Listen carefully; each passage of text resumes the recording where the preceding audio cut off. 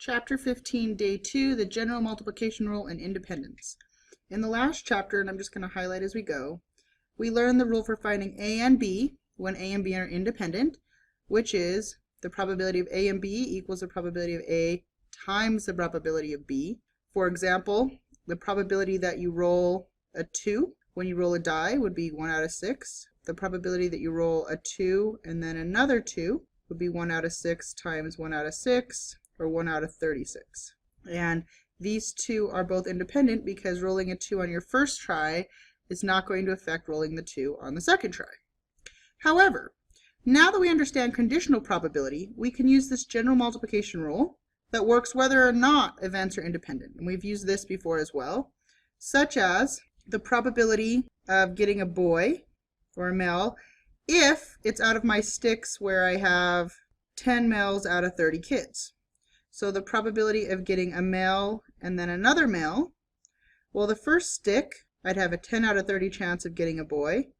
Assume I got a girl. So my next stick, there are still 10 boys in there, or 10 males, but there are only 29 sticks. So that's this new formula, which says you still multiply them by the probability of the first event times the probability of the second event, but the second event may need to change based off of what you got for the first event. This rule comes directly from the conditional probability formula we learned yesterday. Below is that formula in green. And if you decide to solve for the probability of A and B, which is this part, we would just multiply the top and the bottom by the probability of A, and you'd get the probability of A and B, that's this part, equals the probability of A times the probability of B, given that A has already occurred. So this is our new formula. Always works, not just when they're independent, and it's derived from the conditional probability formula. Let's do some examples. What is the probability of drawing 2 aces in a row from a deck without replacement? That's why this is important, because with replacement they'd be independent. And that's the probability of getting an ace and an ace, or ace 1 and ace 2. So we're going to use my formula, and that's just the probability of getting ace 1. So there are 4 aces out of 52 cards. Now it says, assuming that you got an ace the first time, which means there are only 3 aces left and 51 cards left, what's the probability of getting another ace? To get the first ace, it was 4 out of 52. But to get the second ace, there were only 3 aces left and 51 cards left, which would simplify to 12 over 2652, or a pretty small probability. So it's just using the formula. We've been doing this anyway. Suppose that 23% of Hillcrest students are seniors and 65% of seniors are taking a math class. What is the probability that a randomly selected Hillcrest student is a senior and taking a math class? So first I'm going to define the variables. The probability of being a senior is 23%, and the probability that the seniors are taking a math class is 65%. Notice how I wrote that last one. I said probability, we know they're seniors already, so that's the given, and they are taking a math class. So given that they're seniors, the probability that they're taking a math class. So I wrote it in the given format. Selected Hillcrest student is a senior and is taking a math class. So it's senior and math, and so we're going to use our formula. That is just the probability of being a senior times the probability of taking a math class given you're a senior. And they've already given us the pieces. So that's 0.23 times 0.65, or 0.1495, about 15%. So they'd already given us the pieces for that. Here's a new problem. Suppose that there are 12 girls on a softball team.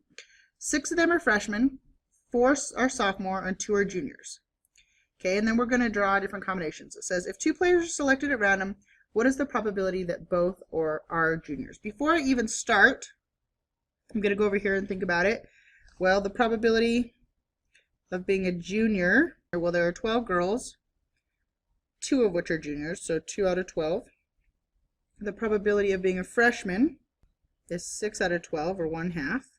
And the probability of sophomore is 4 out of 12. So let's double check. Does that up to 1 to be a valid probability distribution? 4 plus 6 is 10, plus 2 over is 12. We're good. Now we can answer the question. So it says, what is the probability that if we randomly selected two players, they are both juniors? So we have the first one as a junior, J subscript 1, meaning the first one, and the second one. Okay, so that's our formula. Go right back up to our formula, which would be the probability of the first one being a junior times the probability of the second one being a junior, given that the first one was a junior. And now we'll just fill that in. So the chance of the first one being a junior is 2 out of 12. If the first one was a junior, there are only 11 kids left and 1 junior left. So 2 out of 132. We've been doing this for a unit and a half or 2 units, but now we're putting a formula with it. That's the only difference. Question. That neither is a junior. Well, we need to figure out the new probability for that. Probability for junior complement. Well, if 2 out of 12 are juniors, then junior complement is 8 out of 12. And we're going to use the formula. The formula says that that's the probability of the first one not being a junior times the probability of having the second one not be a junior, given that the first one was not a junior. So the probability of the first one not being a junior is 8 out of 12. Assuming that the first one was a junior, so we knew the first one was a junior, there are 7 juniors left, or sorry, assuming that the first one was not a junior, there are 7 not juniors left out of 11. Okay, that was actually one error, and if you look, it stems back from my original probability that the probability of not being a junior is 8 out of 12. Well, there are 12 juniors, so that would actually be 10 out of 12. So if I were to go back and correct this, the probability that the first person I picked is not a junior is 10 out of 12. Assuming that this person was not a junior, now there are 9 not juniors left out of 11, or 90 out of 132. So again, the only thing that's really new is the notation with the formula. We've been doing this the whole time. C says at least 1 junior. As soon as you hear at least 1, that should trigger in your mind 1 minus the probability of none, because at least 1 would get kind of confusing. You could have a junior and a sophomore, a junior and a freshman, a sophomore and a sophomore, a freshman and a junior, or a junior and a junior.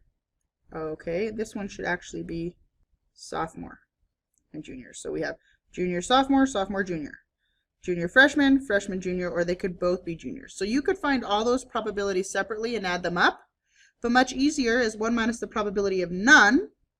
Well, we just figured out right here the chance of both of them not being a junior, or the probability, this is the probability of none, no juniors, right, is 90 out of 132. So we can just do 1 minus 90 out of 132. Which gives us about 0.318 or 31.8%. And if you did it the long way, you would get the same answer, but it's definitely just easier to do 1 minus the probability of none. Finally, it says, what is the probability that they are the same grade? So I've already started looking at it right here. They could both be sophomores, sophomore 1, sophomore 2, both freshmen, both juniors. This means sophomore and sophomore, freshman and freshman, junior and junior, and then this union means or, so they could be 2 sophomores or 2 juniors or 2 freshmen or 2 juniors.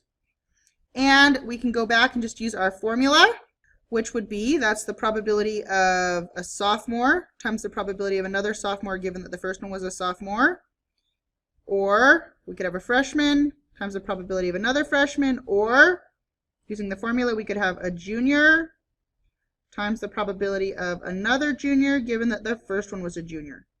And if we went ahead and just added those up, probability of a sophomore, well, there are 4 sophomores, so 4 out of 12. If the first one was a sophomore, then it would be 3 out of 11. Or for freshmen, we've got 6 out of 12 and 5 times 11. And then again, or for juniors, 2 out of 12 or 1 out of 11, which would give us the probability. And I haven't crunched those numbers. Okay? Reminder, When we are sampling without replacement, successive selections are not independent. That's why this denominator changes. When population size is known, you should adjust the probabilities accordingly. However, on, say, last time's homework for M&Ms, we didn't know the population size, so we just used that, say, 10% were green without accounting for that each time we drew out an M&M. Also, we can now formally define independence. Events A and B are independent whenever the probability of B given A is the same as the probability of B given A complement, which is the same as the probability of B. That is, that knowing the outcome of event A does not change the probability of event B.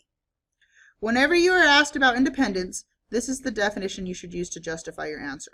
Also, we can see that the original multiplication formula is just a special case of the general formula, since the probability of A times the probability of B given A simplifies to this when they are independent, right? Because we said the probability of B given A is the probability of B. So the same thing.